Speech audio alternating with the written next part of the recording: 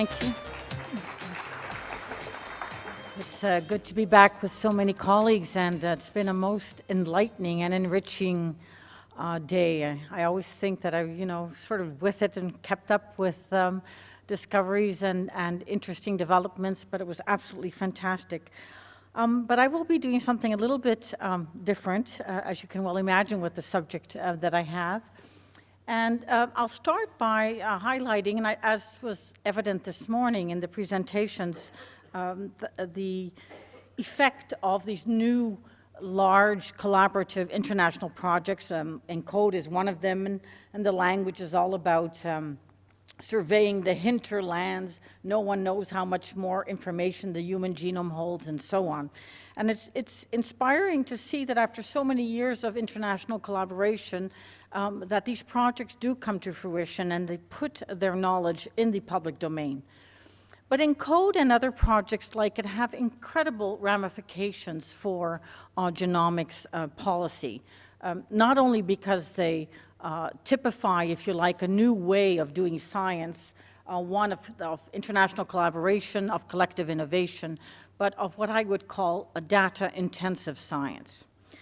And another example is the 1,000 Genomes projects, which I had the pleasure of being involved in, as well as the HapMap, where, in spite of what you would presume to be absolutely insurmountable cultural and political differences, as you're collecting samples from Bangladesh, from Brazil, from China, and so on, actually succeeded due to the good faith efforts and the political will, if I can put it that way, of the scientists involved to prepare these maps, these reference maps that we so much need for the disease studies and so on, or by pediatric studies and so on, to understand the relationship between genotype and phenotype.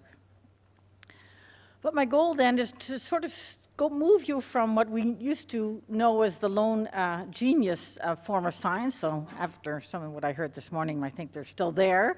But most of them now, not only for statistical significance, but simply because of the way that science is done and the energy that working together actually creates, now are actually on massive ocean liners, hopefully not spending too much time dancing around the bars, such as Eric Lander seemed to imply this morning.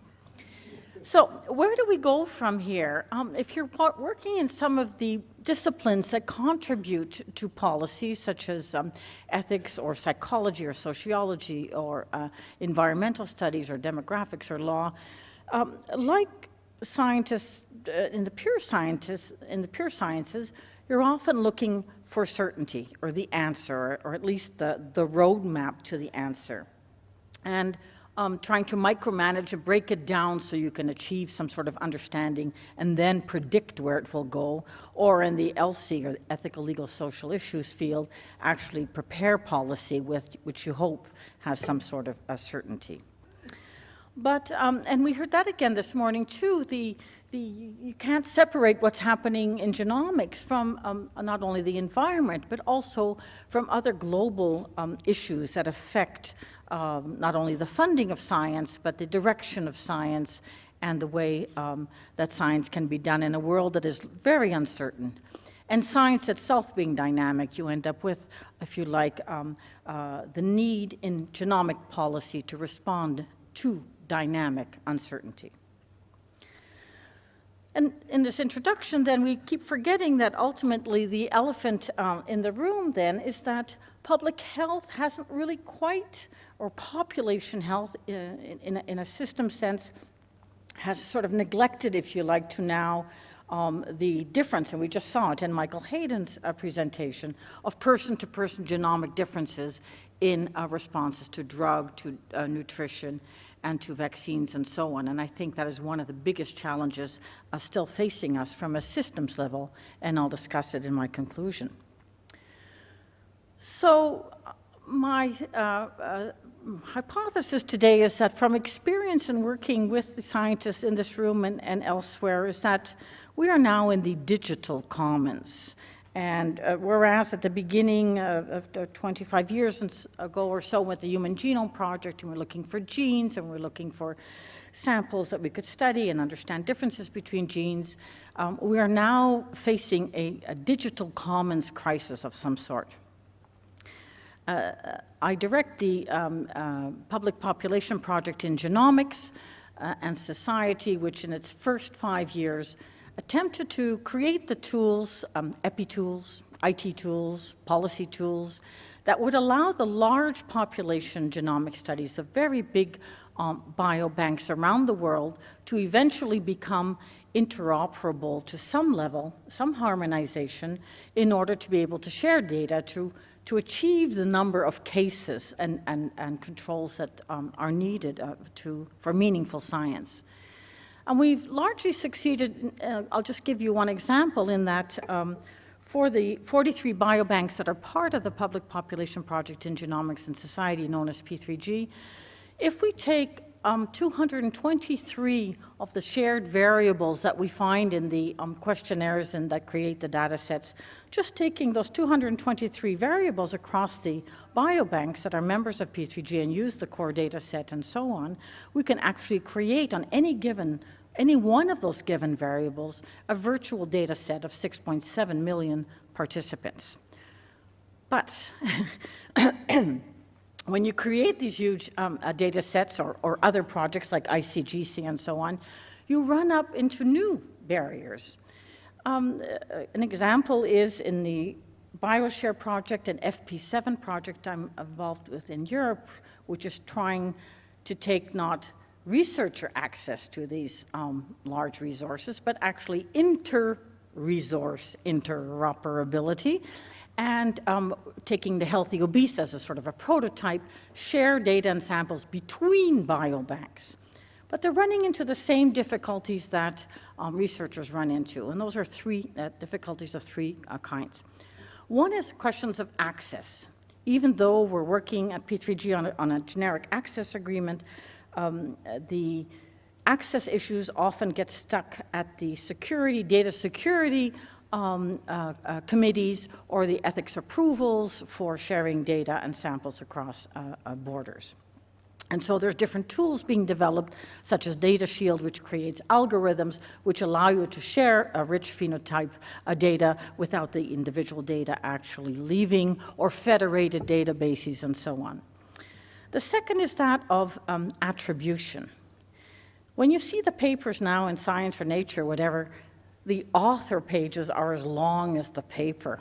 And because we recognize the need for young scholars and who work on these infrastructures, who contribute to these bioresources, and the bioinformaticians, the curators, the annotators, and so on, to be recognized as active scientists. Infrastructure science sustains and reinforces and builds discovery science.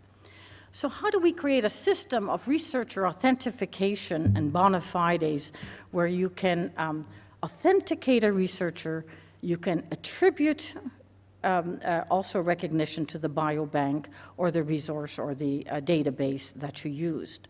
So access, attribution, and authentication, I think, are the three challenges and the new tools that we need to build for the digital commons, for what I think Eric Lander called this morning, I forget his exact description, but he had a term that I really liked, sharing in a worldwide alliance.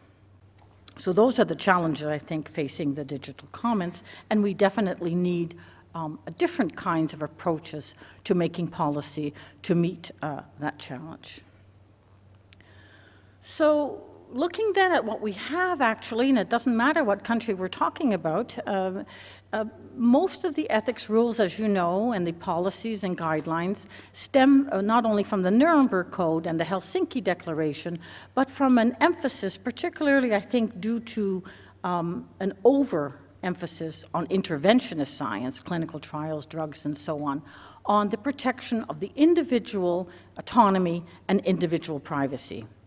And data-intensive, collective, collaborative global science is really in a completely different arena from this single focus. Also, ethics and law and policy have largely been reactive. Sort of wait to the birth of Dolly, or you wait till something is announced, and then they say, oh my goodness, what are we going to do about it? And then you call in the ethicists, and maybe we need a law, and so on. And I think what we need now is to develop what's called anticipatory governance, or co-production at a minimum with science, starting all the way from the design to discovery, to translation, to practice. So I'll just skip this slide. I was at a meeting last week, and I had to bring this one. David Malkin showed this slide, and I just loved it. Usually you see a slide where there's the discovery, then there's the valley of death, where you're can't find money, and finally you get to the product, and so on. But this Gartner hype cycle, which quite fits in with the title of today's meeting, has at the beginning the technology trigger. Let's take next generation sequencing, whole genome, peak of initiated expectations. Is that where we are today? The trough of disillusionment. I hope we're past that, or not going to get there at all. The slope of enlightenment and the plateau of productivity. And I think we should always keep this in mind, that there is no straight line to success, to findings, to discoveries, to innovations, and that the policy that accompanies science has to be equally flexible in order to accommodate and support and facilitate ethics-based science in a positive way. So I'd like to address both the classical ethics issues that are still with us and will always be with us, and then to conclude with some of the novel ones. Under the classical, we have usually consent, privacy, justice. It goes on and on. It's like a mantra. But under the novel issues, what I would propose is that we move away, if we are going to do anticipatory governance, that we move away from preparing policy, even anticipatory policy, on the hypotheticals. What if one day someone in the world does this? Cloning is an example, hackers are another.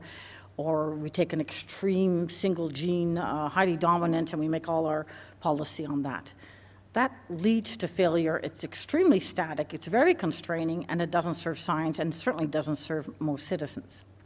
We should also be careful with implications research, because to date, most of it has been scaremongering. Or as Francis Collins once told me, he says, why is the I in ELSI always about imaginary implications that are usually worst case scenarios? And I think he has a point there. So we'll start then with the classical ethics policy. So I would argue that different technologies today are leading to a convergence that accelerates, if you like, the critical path from discovery to translation to implementation. But what's happening, and this is really fascinating because usually we have rules for researchers, codes of ethics for physicians, and never the two would meet. But with next generation sequencing and whole genome, it's entering what they call clinical sequencing, or medical sequencing is entering medicine, and the whole genome is still running full steam in the research environment. And if any of you attended the American Society of Human Genetics meeting in San Francisco, there was more buzz around incidental findings than has ever occurred at a meeting, in terms of you're looking for one thing with whole genome, you're concentrating on your rare disease, but the technique itself, by virtue of being whole genome, actually shows more of a lot of other things, including many common conditions or rare alleles for which we are still unidentified. So what do you do with all these incidental that are not so incidental? In fact, they shouldn't be called incidental because the technique reveals them, so they're not incidental, but they are to the research objectives which you originally set out. In addition to that, there are areas where incidental findings are not being discussed sufficiently. And you can't probably read this, but what do you do when you're doing retrospective research using pathological samples from the deceased? What about pediatrics and incidental? What about biobanks with their no return policies and incidental? Where do the duties lie? Who has the obligation to communicate? When, at what time? What if we start doing whole genome in newborns? Do we just keep it in the pediatric file? And as interpretations and understanding occurs, do we then start communicating? Or do we not say anything at all because we think that the child has a right to an open future? So who's in charge here, and what does it do to the traditional duties to inform, to treat, to keep confidential, and to follow? I just brought in my, what do I have, a Ford, before it was a Toyota, but it seems every car I get has these recall notices. And I thought to myself, what happens if physicians then become like, you know, General Motors or whatever, we have to recall every time you understand that what you thought you understood is no longer true, or what you said you couldn't understand is now understandable, and what is going to happen with this kind of information?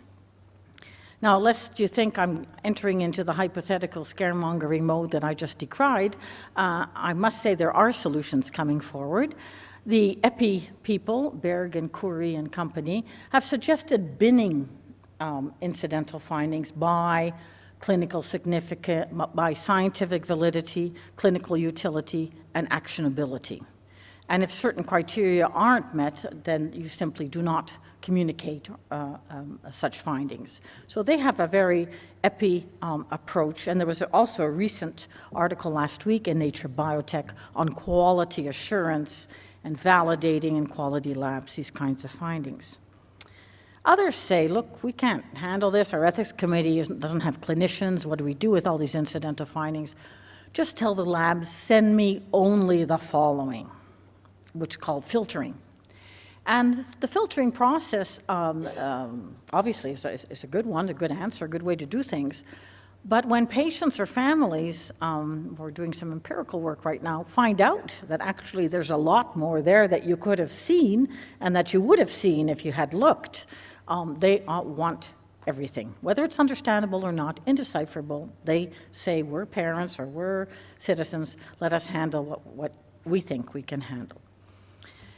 So another innovative solution that's not on the slide is something called an ICOB, an Informed Cohort Oversight Board.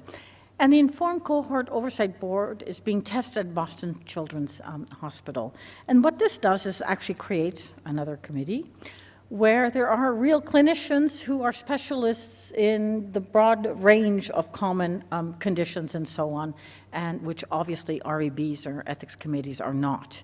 And that is where, on an ad hoc basis, when these incidental findings come up, these cases are taken. Another blurring here is between what used to be called, you know, uninformed consumers or uninformed patients or uninformed citizens, and that is the increase in knowledge by virtue of access to information by citizens, or citizen scientists, as they're now called. And physicians and researchers have told me that either they're going to direct to consumer, sending in saliva samples for themselves or their children, and obtaining what is often not understood or very well information, and bringing it in and saying, what does this mean? Or creating patient advocacy groups to tell or even inform physicians what they think it means. So this is quite a different dynamic than in terms of who has duties to communicate and so on. So let's then, in the last few minutes, turn to the novel policy issues. This is one that really excites me. Not that I don't like classical stuff, because it's always moving as well, but if you look and at what's emerging then is that we're entering an era where the information is the treatment. And if so, the information that we have on susceptibility, and I would probably add resistance. We always forget about health. We need to study as much people who aren't susceptible, who don't get it, as people who are at risk and may or may not get a certain condition. So these probabilities, to me, and I was at a meeting organized by Jacques Simard, where they were talking about, on cancer, polygenic regroupings by risk, by probabilities of risk factors. So not the usual, age, gender, income, and so on, but by stratifying within common diseases according to regroupings of risks or resistance. So what's the first thing that someone, when they meet in the hallway and says, oh, BMK, this stratification, so on, is going to be stigmatizing? I thought stigmatizing, I'm trying to figure out why it would be stigmatizing. And the answer usually is, well, people aren't they're used to the fact that they're female and they're rich or they're poor, or they live in the urban or they live in the rural, or they're at risk because their family has 3 generations of diabetes. They're not used to being regrouped in different categories of risk that could be otherwise organized. But then I said, wouldn't this be really a way to work towards greater equality, because you get people out of their categories that usually are associated with discriminatory or stigmatizing behavior, and it kind of blows the cover off traditional classical stigmatizing effects.